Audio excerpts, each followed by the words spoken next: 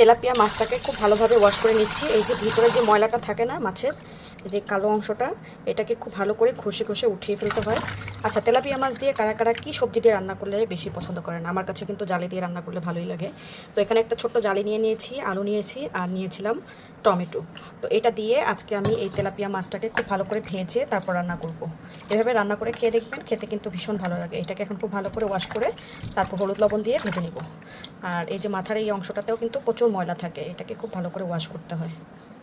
মাছ ভাজার সময় আমি সবসময় লবণ, একটু জিরা গুঁড়ো, ধনিয়া গুঁড়ো, সাথে একটু হলুদ আর একটু মরিচের গুঁড়ো দিয়ে সাথে একটু তেলও দিয়ে দিই।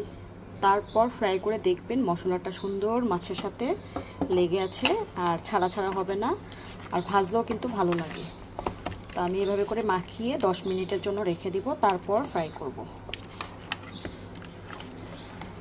খুব ভালোভাবে মাখিয়ে নিতে হবে যাতে করে লবণ মরিচ সব যাতে ঢুকে যায়। তেলাপিয়া মাছ ফ্রাই করে তারপর আমি জালি, আলু আর টমেটো দিয়ে রান্না করব। তো এই তরকারিটা খেতে কিন্তু আমাদের বাসায় খুবই পছন্দ করে সবাই। আর আপনারা কীভাবে রান্না করেন? আর আমি তো মাঝে মধ্যে তেলাপিয়া মাছ টমেটো দিয়ে ভুনা করি, কিন্তু আজকে একটু সবজি দিয়ে রান্না করব। আমি জালি দিয়েও রান্না করি প্রায় সময়।